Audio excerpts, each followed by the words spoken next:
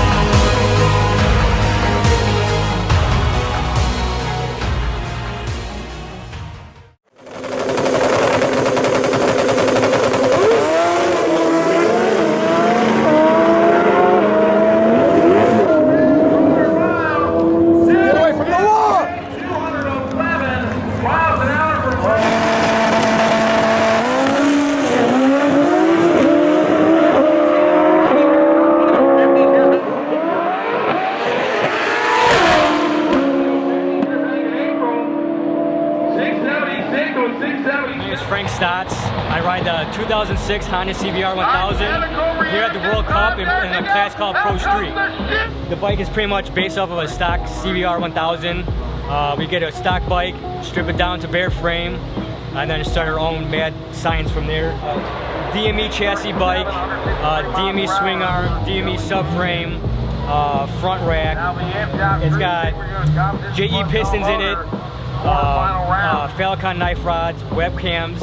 It's a 998cc motor. It's got BST carbon fiber wheels on it. It's got AirTech fiberglass bodywork on it. Next year we'll have carbon fiber bodywork. I don't know, it's just interesting that this class has evolved the way it is. Starting with a stock bike and obviously working its way into this crazy madness is unreal. The wheelbase is about 73 inches from axle to axle. The bike weighs 605 pounds with me on it. Our best quarter mile times is 6:46 at 217 miles an hour. Yeah, they're pretty much the most street legal thing you can get to the baddest drag bikes in the country. Turbo size is a 62.5 millimeter turbo. It's an Owens Development turbo. They're from Great Britain. That's a spec size turbo that we're allowed to use. Yeah, we use M1 as a fuel, which is methanol. Boost wise, we're about 35 pounds of boost, and we make about 650 horsepower. Best time of the weekend, I believe, was 6:58 at 212.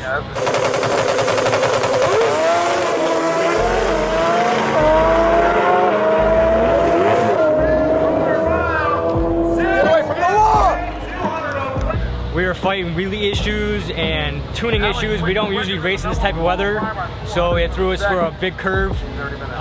My best pass besides this weekend is a 6:46 at 217 miles an hour when we have perfect conditions. I qualified third over the weekend with 6:58 at 212.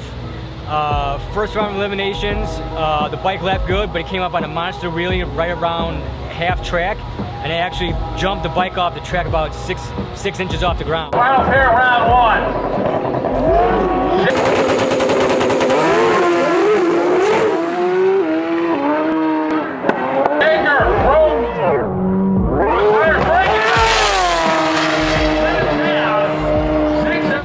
ended up winning. Second round of eliminations, the bike stayed on the ground. It went at 110 60 foot, 282 to the 330, and then it didn't shift in the fourth. If it would have shifted in the fourth, it probably would have been like a mid 640 pass. And then in the finals, during a burnout, we tend to take 50% of fuel out of the bike, and the bike was too lean during a burnout, and it just kept on stalling itself. So we couldn't get the tire warm enough for the final, and we ended up spinning right off the line. These are actually the quickest and fastest non-wheelie bar motorcycles in the world. We are allowed to extend the swing arm to a certain amount of inches per rider weight, but for the most part we have to stay within a wheelbase limit, a rider weight, and bike limit. And we also have to use the biggest factor is a DOT street legal tire. Most bikes that you see doing drag racing use like a car tire, wheelie bar, custom tube frames and everything like that. We use a stock frame, stock engine cases, and street legal tires. So it's pretty much the radioverse world of the bike world. Yeah, this would probably be the closest thing you can get to a street legal drag bike that'll do 230 miles an hour in a quarter mile. We got 3 final rounds.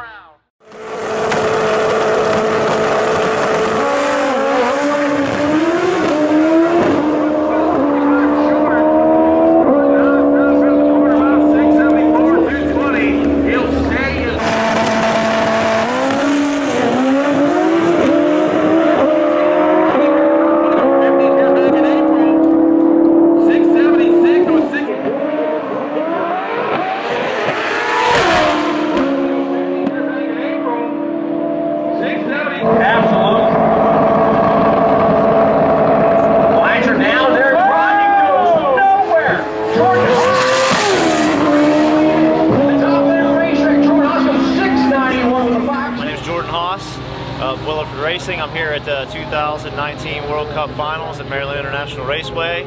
Got my 2019 Suzuki Hayabusa Racing Pro Street bike. My bike's a custom build. We say 2019, but that's just because we refresh it every year. It's based off of a Gen 1 Suzuki Hayabusa. It's a stock frame that's modified. The suspension is cut in-house at Williford Racing, the front forks, all the triple trees. The front wheel is a custom heavy front wheel that we build in-house. We got 2 dual wave rotors on the front, stop going over 220 miles an hour. The turbo system is again built in-house, custom sidewinder or side mount turbo system, and it's got a Garrett GT35 82R turbo made by Blausch on there right now. I got a BS Fab custom stainless stump pipe on there, and the clutch system is a MTC Gen 2. It's a engine-driven centrifugal lock-up clutch. The rear shock is a Penske triple adjustable shock, custom built for this chassis setup at my weight. Swing arm is made by DME Racing, one of the big sponsors of the class. Fuel system is done by in-house. The cell is AEM fuel pump is used. Electronics, we use AEM Infinity ECU with the CD5 carbon fiber dash. We also run a NLR Systems AMS 2000 boost controller to control the boost. Horsepower wise, the bike on the dyno on low boost numbers makes over 550 horsepower, but we don't dyno to full boost potential. At the track, we're pushing over 42 pounds of boost about halfway through the run, and we estimate it makes almost over 700 horsepower, close to 750 horsepower. This weekend at the World Cup Finals, my best run of the weekend was a 671 at 226 miles per hour. My career best ET is a 661, and my career best speed is a 228 mile an hour pass. For short time numbers, the best 60 foot I've ever put down is a 114 60 foot, and the 330 and 8th mile, you're looking at like a 298 330 and like a 438 or so, 440 flat 660, 8th mile. So for engine management systems, we use the AM Infinity ECU that controls everything electronically for the engine, monitoring for suspension travel, you name it, it follows it. We typically launch at around 6 to 9 pounds of boost, sometimes a little bit higher or lower depending on track conditions. We use the AMS 2000 boost controller to control the boost at the line and all the way through. By 4.0 seconds, about 4.1 seconds, we're all in at 40 pounds of boost plus more. I normally have a little bit of extra on the scramble button.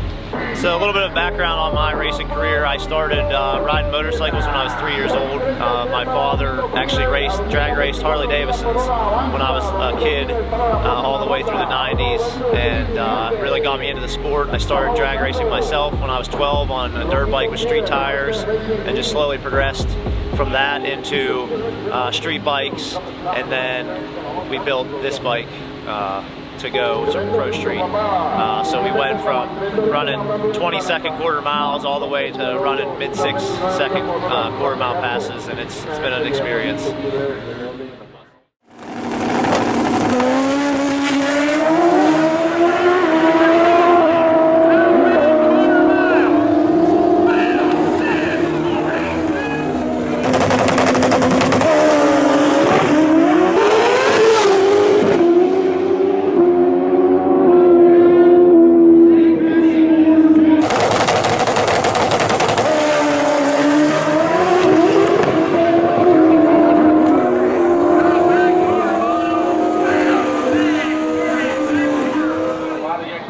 Teasley. I ride the DME Pro Street 1000. It's a 2006 model with turbo.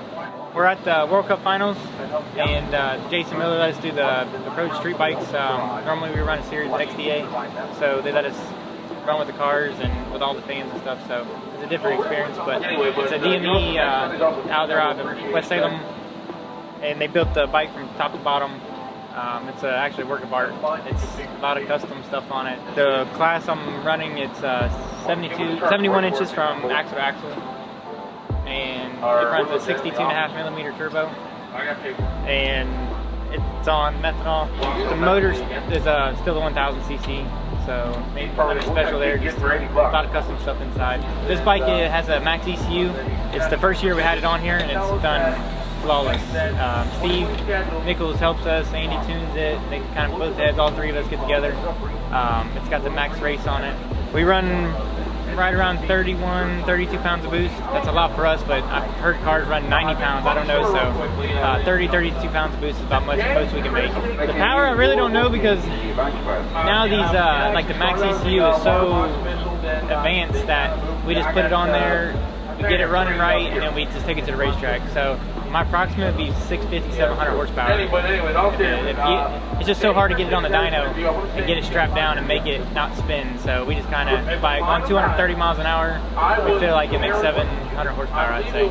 This weekend we went 643, 642, 644 is super consistent.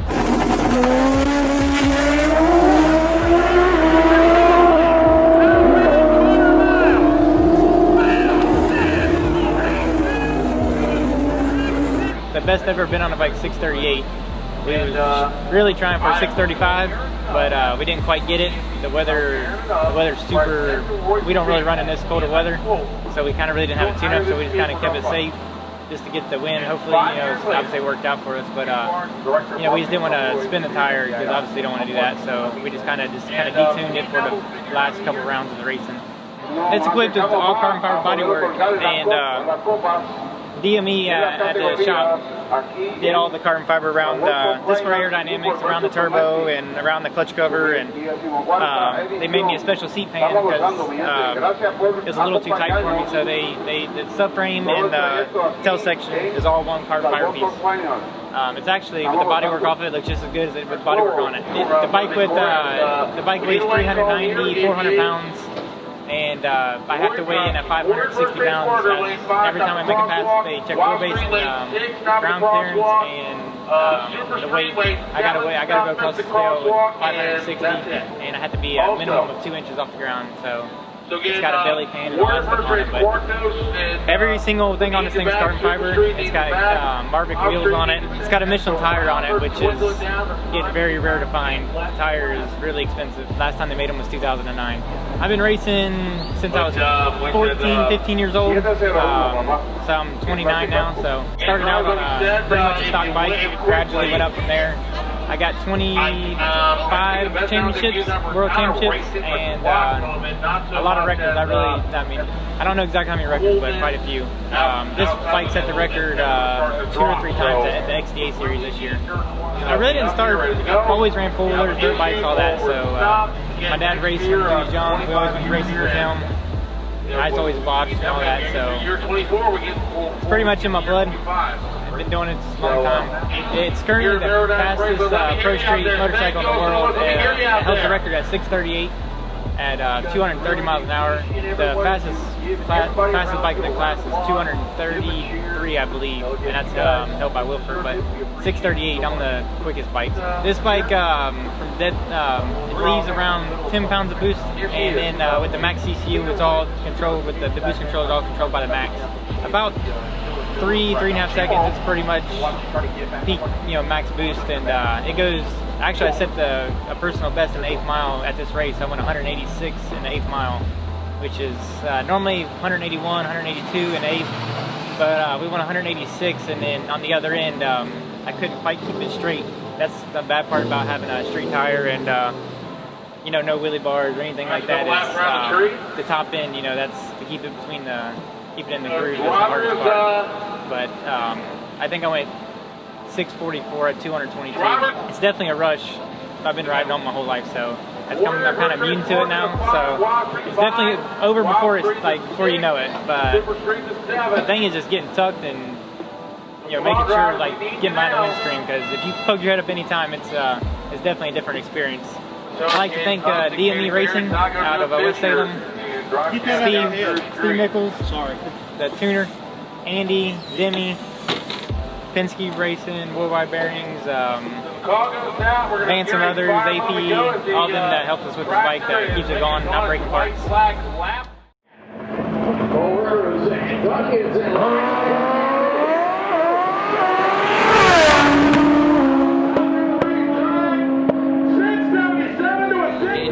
Out here at the World Cup Finals. We run the XDA series mainly. Top 10 of us were able to come out here to the big car race, which is an awesome opportunity for us. We don't get much exposure. I raced a 05 Hayabusa Nitrous, the only Nitrous bike out of the class this weekend. Usually there's one other one. I didn't end up qualifying. I just missed it. But other than that, it's been a good weekend so far. It's a 05 Hayabusa. The frame, it's a stock cradle frame. It's got a few modifications. The swing arm is 18 inches over stock. It's got a carbon fiber bodywork. The motor is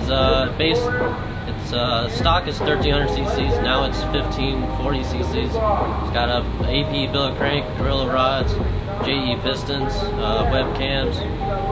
The cylinder head's all ported. All that's 85 millimeter bore, and I spray right around 300 shot of nitrous. It makes right around 210 on the motor. Spraying it this winter, we actually were able to dyno it, and spraying it made 485. So it makes pretty good power. It's fun. I've been 685 at 205, not at this exact race. It was a few months back here at Maryland. Other than that, I believe I'm ranked, if I remember right, 17 out of 70 or 80 bikes. So I'm pretty happy with that. As far as the Nitrous Busa, I'm number 2 still. The guy is one number in front of me, went at 684. So next year, I hope to better that. The record in the class is 639, so I have a little ways to go. For engine management, I have a Motec M400. As far as controlling the nitrous, I use AMS 2000. As far as building the motor and who tunes it, I do all of it myself. We have a shop back home. We build bikes for customers and so on. It's kind of not really a one-man show. It's me and my dad. We do it all together. It takes a makes you feel good to be able to come out here and compete with the top pro teams on our own. As far as suspension, the front forks are cut and lowered 5 inches. They got only 1 inch of travel. The rear shock, I run a Penske air shock. The swing arm is 18 over stock length. For tires, I run a Michelin front tire and a Dunlop Q4 rear, which is a new tire that we're starting to run. As far as my experience on bikes and all that, I started off on dirt bike when I was 3, started racing when I was 7. I stopped racing dirt bikes when I was 14, and started drag racing, junior drag racing cars originally when I was 8, and bikes started when I was 15. So I've been doing it since I was 15 every year now. My dad did it before. As far as drag racing, I'm the 3rd generation. My great-grandfather used to race cars in Hawaii and all over. I mean, we're originally from California. We moved to Indiana 2 years ago for racing. We have also raced 68 Camaro. It's a 10.5 car. So basically everything revolves around drag racing for us.